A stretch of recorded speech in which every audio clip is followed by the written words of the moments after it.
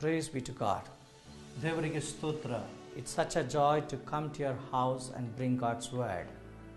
ಎಷ್ಟು ಸಂತೋಷ ನಿಮ್ಮ ಮನೆಗಳಲ್ಲಿ ಬಂದು ಮತ್ತೆ ದೇವರ ವಾಕ್ಯವನ್ನು ಹಂಚಿಕೊಳ್ಳುವುದರಲ್ಲಿ. My dear beloved brothers and sisters in Christ, we greet you all in the matchless name of our Lord and Savior Jesus Christ. ನನಗೆ ಪ್ರಿಯವಾದಂತ ಸಹೋದರ ಮತ್ತು ಸಹೋದರಿಯೇ, ಮಧುರವಾದಂತ ಯೇಸುವಿನ ನಾಮದಲ್ಲಿ ನಿಮ್ಮೆಲ್ಲರಿಗೂ ಶುಭಾಶಯಗಳು. If you are for the first time watching this program, ಈ ಕಾರ್ಯಕ್ರಮವನ್ನು ಮೊದಲನೇ ಬಾರಿ ನೀವು ವೀಕ್ಷಣೆ ಮಾಡುತ್ತಿರುವುದಾದರೆ, we want to preview what happened last episode.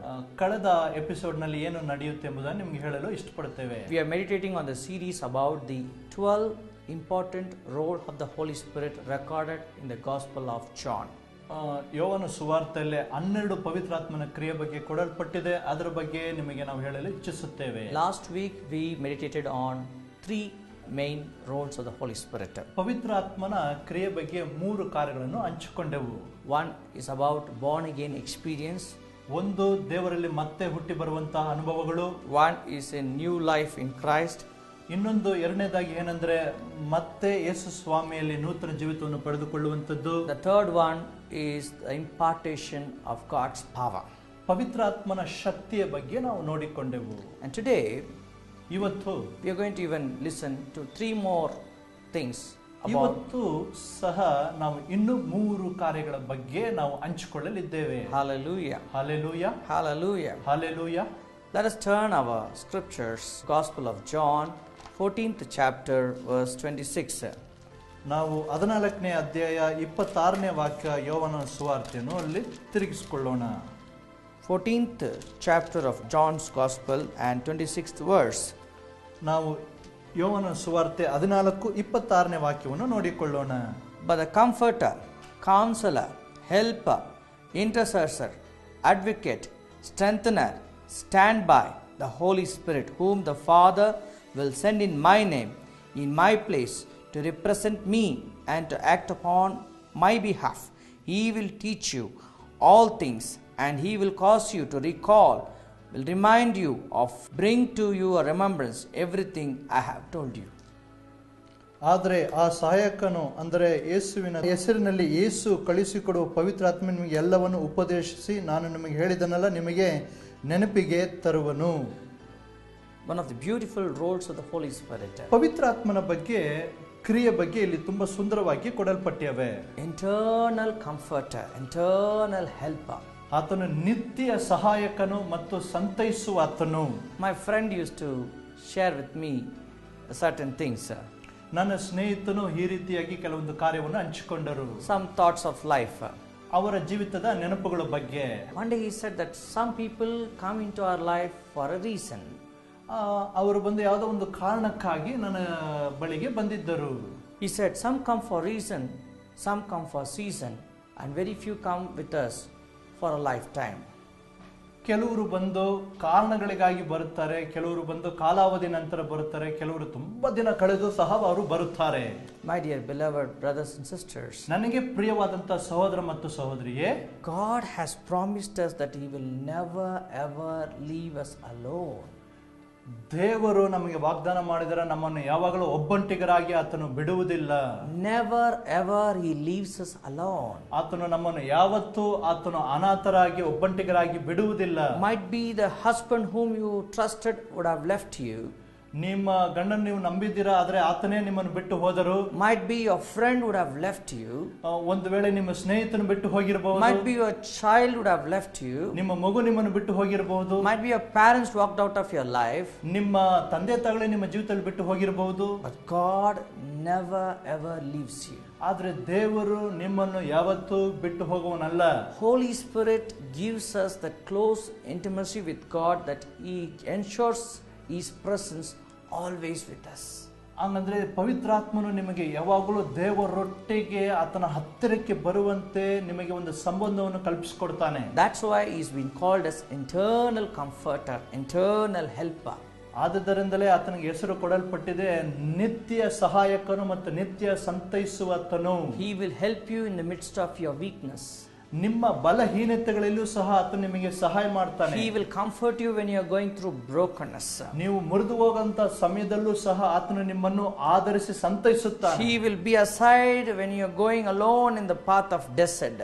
ನೀವು ಬಂದು ತುಂಬಾ ಬೇಸತ್ತು ಹೋಗಿರುವಂತ ಸಮಯದಲ್ಲೂ ನಿಮ್ಮನ್ನು ಶಕ್ತಿಗೊಳಿಸ್ತಾನೆ. Never ever think that God is away from your life. ಯಾವಾಗಲೂ ನೀವು ಚಿಂತೆ ಮಾಡಬೇಡಿರಿ ದೇವರು ನಿಮ್ಮನ್ನು ಬಿಟ್ಟು ಹೋಗಿದ್ದಾನೆ ಎಂಬುದಾಗಿ. The main role of the Holy Spirit is to comfort and help and stay with us. ಪವಿತ್ರಾತ್ಮನ ಕ್ರಿಯೆ ಏನಂದ್ರೆ ಆತನು ಯಾವಾಗಲೂ ನಮ್ಮನ್ನು ಸಹಾಯ ಮಾಡುವುದಕ್ಕೂ ನಮ್ಮ ಜೊತೆಲಿ ಇರುವುದಕ್ಕೆ ಆತನು ಕ್ರಿಯೆ ಮಾಡುವನ ಆತನಾಗಿದ್ದಾನೆ. What a joy when we hear about this. ಆತನ ಬಗ್ಗೆ ಈ ರೀತಿಯಾಗಿ ಕೇಳುವಾಗ ಎಷ್ಟು ಸಂತೋಷವಲ್ಲವೇ? What a joy fills our heart when we hear that the Holy Spirit remains in us. ಆತನು ನಮ್ಮಲ್ಲೇ ವಾಸವಾಗಿದ್ದಾನೆ ಎಂಬುದಾಗಿ ಹೇಳುವಾಗ ಎಷ್ಟು ಸಂತೋಷವಲ್ಲವೇ? Bible says in 1 John 4:4, 1 ಯೋವನ 4:4 ಹೇಳಲ್ಪಡುತ್ತದೆ, the one who is in you is greater than the one who is in this world. ಈ ಲೋಕದಲ್ಲಿ ಇರುವವನಿಗಿಂತಲೂ ನಿಮ್ಮಲ್ಲಿ ಇರುವಾತನು ಹೆಚ್ಚಿನವನು ಎಂಬುದಾಗಿ ಹೇಳಲ್ಪಟ್ಟಿದೆ. What a joy! ಎಷ್ಟು ಸಂತೋಷ! What a joy! ಎಷ್ಟು ಉಲ್ಲಾಸ!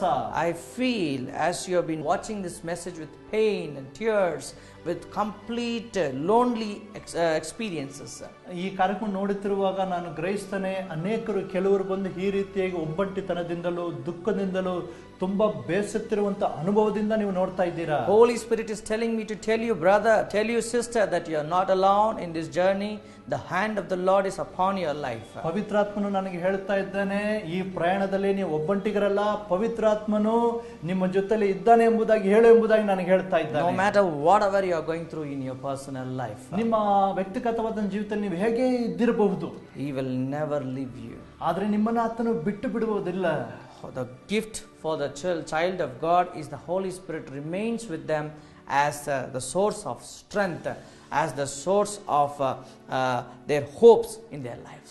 ಈ ರೀತಿಯಾಗಿ ಅವರ ಜೀವಿತಗಳಲ್ಲಿ ಆತನ ನಂಬಿಕೆಯನ್ನು ಮತ್ತು ಅನೇಕ ಕ್ರಿಯೆಗಳನ್ನು ನಿಮಗೆ ತುಂಬಿಸಿ ಕೊಡುತ್ತಾನೆ. So be ensured of this one thing.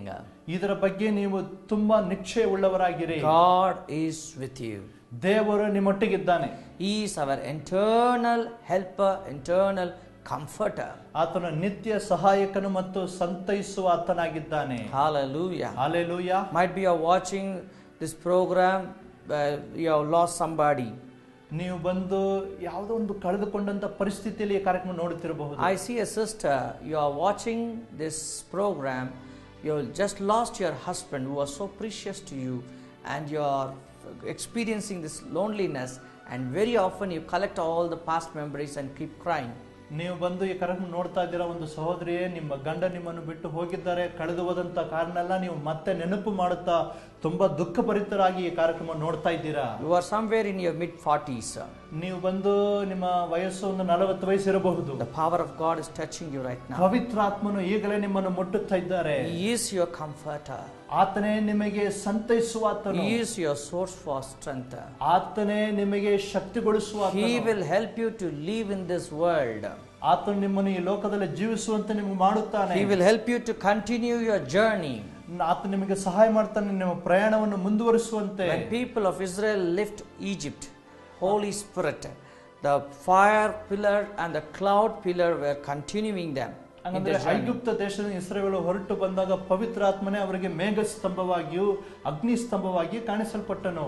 My dear beloved, ನನಗೆ ಪ್ರಿಯವಾದಂತವರೇ, we have Holy Spirit who is with us, helping us to live in this world. ನಮ್ಮ ಜೊತೆಯಲ್ಲಿ ಪವಿತ್ರಾತ್ಮನಿದ್ದಾನೆ, ಈ ಲೋಕದಲ್ಲಿ ನಮ್ಮನ್ನು ನಡೆಸುವಂತೆ ಸಹಾಯ ಮಾಡುವಂತೆ. He will help us to get connected to throne room.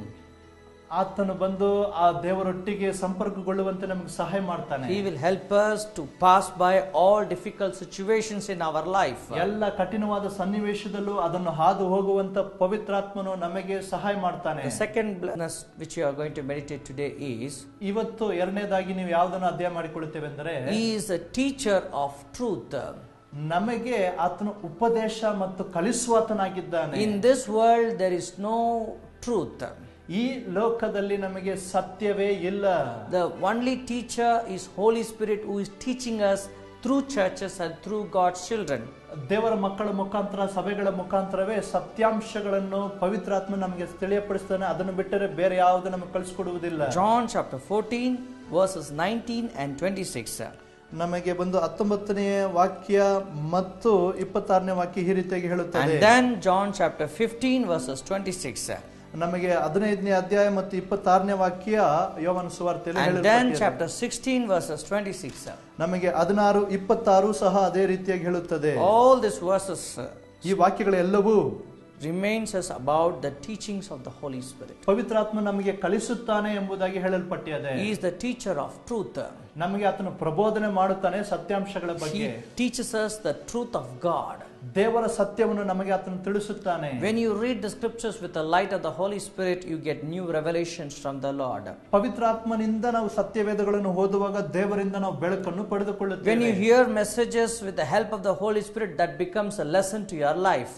ನೀವು ಪವಿತ್ರಾತ್ಮನ ಶಕ್ತಿಯೊಂದಿಗೆ ಜ್ಞಾನದೊಂದಿಗೆ ದೇವರ ವಾಕ್ಯವನ್ನು ಕೇಳುವಾಗ ಅದು ನಿಮಗೆ ಆಶೀರ್ವಾದವಾಗಿರುತ್ತದೆ. It brings the very light of God into your life. ಅದು ನಿಮ್ಮ ಜೀವಿತದಲ್ಲಿ ಬೆಳಕನ್ನು ತರುತ್ತದೆ. This is also a work of the Holy Spirit. ಇದು ಸಹ ಪವಿತ್ರಾತ್ಮನ ಕ್ರಿಯೆ ಆಗಿದೆ. And the third beautiful work today which we are going to meditate is, ಇವತ್ತು ಮೂರನೇದಾಗಿ ನಾವು ನೋಡಿರುವಂತ ಕಾರ್ಯವೇನೆಂದರೆ, He reminds all things about Lord Jesus to this world. ಅಂದ್ರೆ ಯೇಸು ಕ್ರಿಸ್ತನ ಬಗ್ಗೆ ಈ ಲೋಕದಲ್ಲಿ ಇದ್ದಾಗ ಆತನ ಏನೇನು ಮಾಡಿದನೋ ಎಲ್ಲವನ್ನು ನಮಗೆ ನೆನಪು ಮಾಡುವನಾಗಿದ್ದಾನೆ.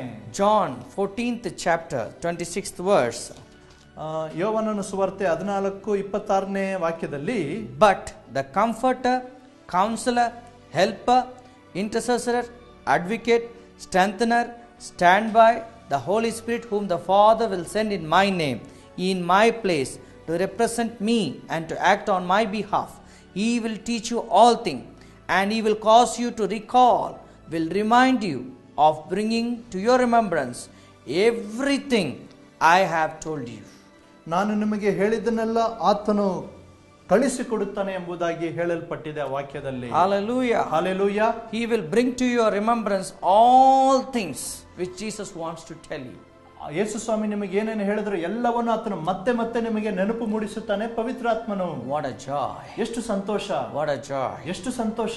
He makes the voice of God connected to us.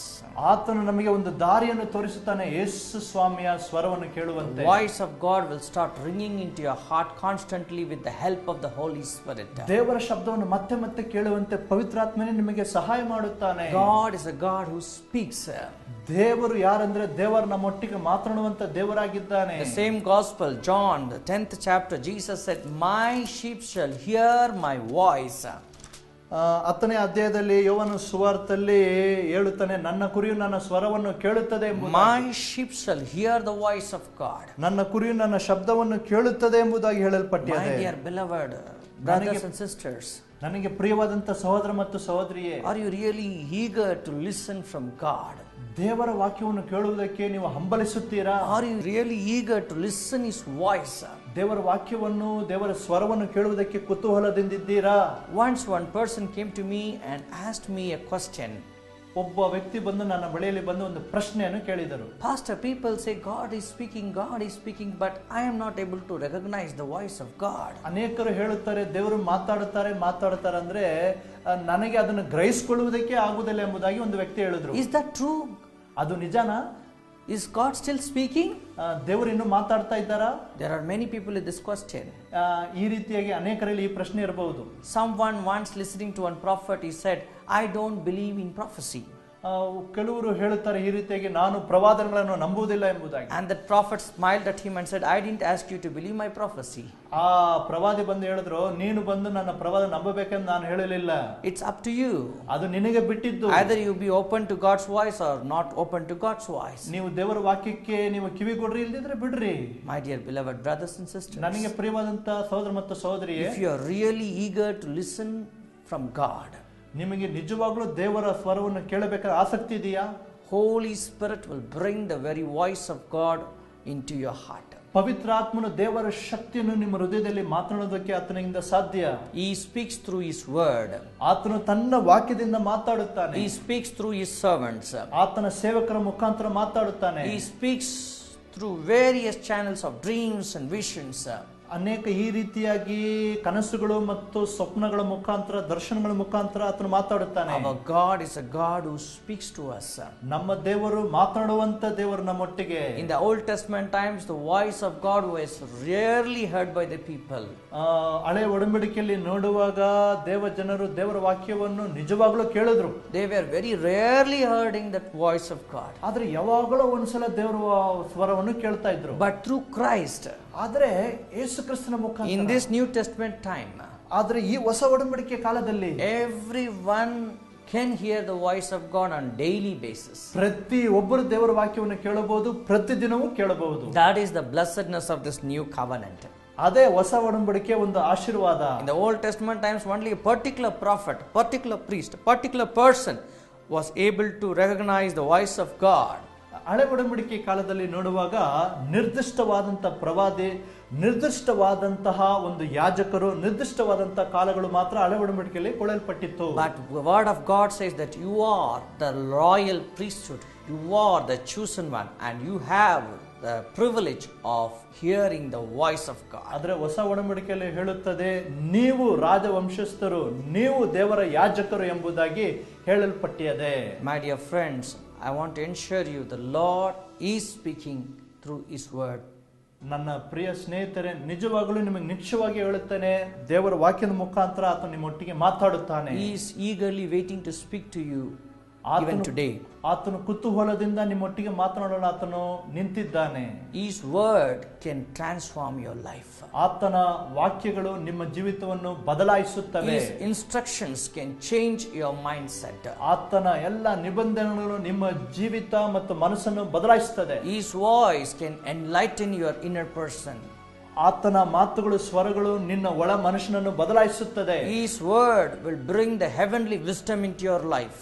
ಆತನ ವಾಕ್ಯಗಳು ಆತನ ಪರಲೋಕ ದರ್ಶನವನ್ನು ನಿನ್ನಲ್ಲಿ ತುಂಬಿಸುತ್ತದೆ. His word will bring the heavenly revelation upon your life. ಆತನ ಸ್ವರಗಳು ಪರಲೋಕದ ಪ್ರಕಟಣೆಯನ್ನು ನಿನ್ನ ಮನಸ್ಸಿಗೆ ತರುತ್ತದೆ. You will have rivers of living water, rivers of revelation flowing in and through you. ನಿನ್ನಲ್ಲಿ ದೇವರ ಪ್ರಕಟಣೆಗಳು ಮತ್ತು ಸ್ವಪ್ನಗಳು ಹರಿಯುವಂತೆ ಆತನು ನಿನಗೆ ಮಾಡುತ್ತಾನೆ.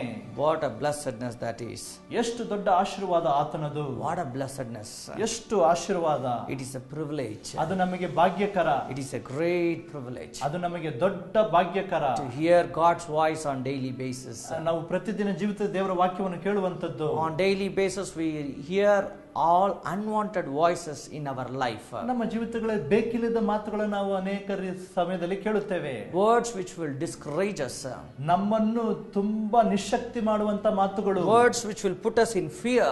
ನಮ್ಮನ್ನು ಭಯಗೊಳಿಸುವಂತ ವಾಕ್ಯಗಳು. Words which will lose all our hopes for living. ನಮ್ಮ ನಂಬಿಕೆ ಎಲ್ಲ ಕಳೆದು ಹೋಗುವಂತ ಮಾತುಗಳನ್ನು ನಾವು ಕೇಳುತ್ತೇವೆ. But today if you tune your ears eagerly waiting on the Lord to listen from Him, ಇವತ್ತು ದೇವರ ಸ್ವರವನ್ನು ನಾನು ಕೇಳಬೇಕೆಂಬುದಾಗಿ ನೀವು ನಿಮ್ಮನ್ನು ನೀವು ಒಪ್ಪಿಸಿಕೊಡುವುದಾದರೆ, your life will change, my dear beloved. ನನ್ನ ಪ್ರಿಯವಾದಂತ ಸ್ನೇಹಿತರೆ, ನಿಮ್ಮ ಜೀವಿತ ಬದಲಾಗುತ್ತದೆ.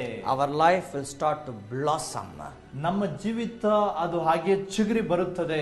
It will blossom. ಅದು ಹಾಗೆ ಚಿಗುರಿ ಬರುತ್ತದೆ. Like a flower budded and it starts to blossom, it will blossom. ಹೇಗೆ ಹೂ ಹರಳು ಬರುತ್ತದೋ ಅದೇ ರೀತಿಯಾಗಿ ನಮ್ಮ ಜೀವಿತ ಹೂ ಹರಳು ಬರುತ್ತದೆ. So today we have been meditating on 3 important roles of the Holy Spirit. ಇವತ್ತು ಪವಿತ್ರಾತ್ಮನ 3 ಕೆಲಸಗಳ ಬಗ್ಗೆ ನಾವು ಮುಖ್ಯವಾದ ಕೆಲಸ ಬಗ್ಗೆ ಅಧ್ಯಯನ ಮಾಡ್ತಾ ಇದ್ದೇವೆ. Number 1, comforter and eternal helper. ನಾವು ಒಂದನೇದಾಗಿ ನೋಡಿಕೊಂಡವು, ಆತನು ನಿತ್ಯ ಸಹಾಯಕನು ಮತ್ತು ನಿತ್ಯ ಸಂತೈಸುವ ಆತನು. Number 2, the teacher of truth. ಎರಡನೇದಾಗಿ ನಿಜವಾದಂತ ಬೋಧಕನು ಸತ್ಯವನ್ನು ಬೋಧಿಸುತ್ತಾನೆ. Number 3, reminder of the teachings of Lord Jesus. ಮೂರನೇದಾಗಿ ಯೇಸು ಸ್ವಾಮಿ ನಮಗೆ ಕಲಿಸಿಕೊಟ್ಟದ್ದನ್ನು ಪ್ರಬೋಧಿಸುತ್ತಾನೆ. Disciples couldn't understand in the presence of Jesus about the teachings. ಅಂದ್ರೆ ಶಿಷ್ಯರೇ ಯೇಸು ಸ್ವಾಮಿ ಕಲಿಸಿಕೊಡುವುದನ್ನು ಸರಿಯಾಗಿ ಅರ್ಥ ಮಾಡಿಕೊಳ್ಳಲಾಗದೆ ಹೋದರು. But after his resurrection, the Holy Spirit reminded them the most of his teachings, most of his prophecies. Then they were able to recollect under the light of the Holy Spirit. ಪವಿತ್ರಾತ್ಮನ ಬಗ್ಗೆ ಅವರಿಗೆ ಚೆನ್ನಾಗಿ ಅರ್ಥ ಮಾಡಿಕೊಳ್ಳಲಾಗಲಿಲ್ಲ. ಯಾಕೆಂದರೆ ಯೇಸು ಸ್ವಾಮಿ ಬಗ್ಗೆ ಅರ್ಥ ಮಾಡಿಕೊಳ್ಳ, ಯಾಕಂದ್ರೆ ಆತನು ಪುನರುತ್ಥಾನ ಆದ ನಂತರ ಮತ್ತೆ ಪವಿತ್ರಾತ್ಮನ ಶಕ್ತಿಯಿಂದ ಅವರಿಗೆ ಅನೇಕ ಕಾರ್ಯಗಳು ಮತ್ತೆ ಮತ್ತೆ ನೆನಪು ಮೂಡಿಸಿದರು. Without the help of the Holy Spirit, ಪವಿತ್ರಾತ್ಮನ ಶಕ್ತಿ ಇಲ್ಲದೆ, though we read the scriptures, ಹಂಗಂದ್ರೆ ನಾವು ದೇವರ ವಾಕ್ಯವನ್ನು ಕೇಳುವುದಾದರೆ through our intellectuals, ನಮ್ಮ ಬುದ್ಧಿ ಶಕ್ತಿಯಿಂದ it becomes one of the religious books. ಇದು ಒಂದು ಧಾರ್ಮಿಕವಾದಂತಹ ಪುಸ್ತಕ, ಬರೀ ಧಾರ್ಮಿಕವಾದ ಪುಸ್ತಕ ಹಾಗೆ ಇರಬಹುದು. The moment you have been filled with the Holy Ghost and start reading this with His light, you get rivers of revelation through this. ಪವಿತ್ರಾತ್ಮನ ನಡೆಸುವಿಕೆಯಿಂದ ನೀವು ದೇವರ ವಾಕ್ಯವನ್ನು ಓದಿಕೊಂಡು ನಡೆಯುವುದಾದ್ರೆ ದೇವರ ಶಕ್ತಿ ನಿಮ್ಮಲ್ಲಿ ಹರಿಯುವಂತ ನದಿಗಳಾಗಿರುತ್ತೀರಾ. My prayer for you all today is that you will see the hidden treasure in this word of God. ಇವತ್ತು ಬಚ್ಚಿಟ್ಟಲ್ಪಟ್ಟಿರುವಂತ ಎಲ್ಲ ನಿಧಿಗಳನ್ನು ನೀವು ತಿಳಿದುಕೊಳ್ಳುವ ಹಾಗೆ ನೀವು ದೇವರ ಶಕ್ತಿಯಿಂದ ದೇವರ ವಾಕ್ಯವನ್ನು ಓದಿಕೊಳ್ಳುವಾಗ ನೀವು ಅದೆಲ್ಲ ನಿಮಗೆ ದೊರೆಯುತ್ತದೆ. My prayer for all of you is that you will experience the voice of God in your personal life. ನನ್ನ ಪ್ರಾರ್ಥನೆ ಏನಂದ್ರೆ ನಿಮ್ಮ ವ್ಯಕ್ತಿಗತವಾದಂತಹ ಜೀವಿತದಲ್ಲಿ ನೀವು ದೇವರ ಶಕ್ತಿಯನ್ನು ಪಡೆದುಕೊಳ್ಳಬೇಕು. My prayer for you is that you will have His companionship on your life. ನಮ್ಮ ಪ್ರಾರ್ಥನೆ ಅಂದ್ರೆ ಆತನನ್ನು ನೀವು ಜೊತೆಗಾರನಾಗಿ ಇಟ್ಟುಕೊಳ್ಳಬೇಕು. You will walk with His companionship on your daily life. ನೀವು ಪ್ರತಿದಿನ ಜೀವಿತದಲ್ಲಿ ಆತನೊಟ್ಟಿಗೆ ಸೇರಿ ನಡೆಯಬೇಕು. He is a perfect companion for your life. ಆತನೇ ನಮಗೆ ಸರಿಯಾದಂತಹ ಒಂದು ಜೊತೆಗಾರನಾಗಿದ್ದಾನೆ. Shall we look unto the Lord? ನಾವು ಈಗ ಪ್ರಾರ್ಥನೆ ಮಾಡೋಣ. Father, in the name of Jesus, ದೇವರೇ ಯೇಸು ಸ್ವಾಮಿ ಹೆಸರಿನಲ್ಲಿ we come to your throne room. ನಾವು ನಿಮ್ಮ ಸಿಂಹಾಸನ ಬರಿಲು ಬರುತ್ತೇವೆ. Lord, I pray for the people who have been listening to this message. ಕರ್ತನೆ, ಈ ವಾಕ್ಯವನ್ನು ಯಾರು ಕೇಳುತ್ತಿದ್ದಾರೋ Thank you, Lord, for ministering to their hearts. ದೇವರೇ, ನೀನು ಅವರಿಗೆ ಕ್ರಿಯೆಯನ್ನು ಮಾಡಿದಕ್ಕಾಗಿ ಸ್ತೋತ್ರ. Explaining them the very important role of the Holy Spirit. ಕರ್ತನೆ, ನಾವು ನಿಮ್ಮ ಪವಿತ್ರಾತ್ಮನ ಕೆಲಸದ ಬಗ್ಗೆ ನಾವು ಅಧ್ಯಯನ ಮಾಡುತ್ತಿದ್ದೇವೆ. Today, ಇವತ್ತು 12 out of 12 we have, Lord, almost 6 we have learned. 12ರಲ್ಲಿ ಇವತ್ತು ಕರ್ತನೆ 6 ನಾವು ಮುಗಿಸಿದ್ದೇವೆ. And 3 today, Lord. ಇವತ್ತು 3 ಮಾಡಿದ್ದೇವೆ. Eternal comforter. ಕರ್ತನೆ, ಇವತ್ತು ನಿತ್ಯ ಸಹಾಯಕನು ಸ್ವಾಮಿ. Eternal comforter. ನಮಗೆ ನಿತ್ಯ ಸಂತೈಸುವ ಆತನು ಸ್ವಾಮಿ. Teacher of truth. ನಮಗೆ ಸತ್ಯಾಂಶವನ್ನು ಬೋಧಿಸುವಂತ Revealing Christ. ನಮಗೆ ಯೇಸು ಕ್ರಿಸ್ತನನ್ನು ಪ್ರಕಟ ಮಾಡುವ ಆತನು. Touch each one of them who have heard this message. ಒಬ್ಬೊಬ್ಬರ ಜೀವಿತವನ್ನು ಮುಟ್ಟು ಕರ್ತನೆ. Transform their lives. ಅವರನ್ನು ರೂಪಾಂತರಗೊಳಿಸು. Transform their lives. ಅವರನ್ನು ರೂಪಾಂತರಗೊಳಿಸು. I pray for healing. ಈಗ ಅವರಿಗೆ ಸೌಖ್ಯತೆಗಾಗಿ ಪ್ರಾರ್ಥಿಸುತ್ತೇನೆ. In the name of Jesus. ಯೇಸುವಿನ ನಾಮದಲ್ಲಿ Cancers be healed. ಎಲ್ಲ ರಣಕಾಯಿಲೆ ಸೌಖ್ಯವಾಗಲಿ. Tumors disappear.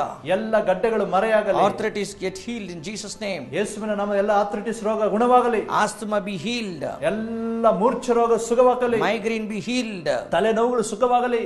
In the name of Jesus. ಯೇಸುವಿನ ನಾಮದಲ್ಲಿ. In the name of Jesus. ಯೇಸುವಿನ ನಾಮದಲ್ಲಿ. In the name of Jesus. ಯೇಸುವಿನ ನಾಮದಲ್ಲಿ. Be gone in Jesus name. ಕರ್ತನೆ, ಈ ಸಮಯದಲ್ಲೇ ಯೇಸುವಿನ ನಾಮದಲ್ಲಿ ಕರ್ತನೆ. Thank you, Lord. ವಂದನೆ ಸ್ವಾಮಿ. Evil presences out of their bodies right now. ಎಲ್ಲ ಈಗಲೇ ದುಷ್ಟ ಶಕ್ತಿಗಳು ಅವರ ಶರೀರದಿಂದ ಹೊರಟೋಗಲಿ. Let the nightmares change from today onwards. ಈ ರಾತ್ರಿ ಅವರಿಗೆ ಕರ್ತನೆ, ಈ ದಿನವೇ ಅವರಿಗೆ ಒಂದು ಅದ್ಭುತವಾದ ದಿನವಾಗಿ ಬದಲಾಗಲಿ. All bad dreams, Lord.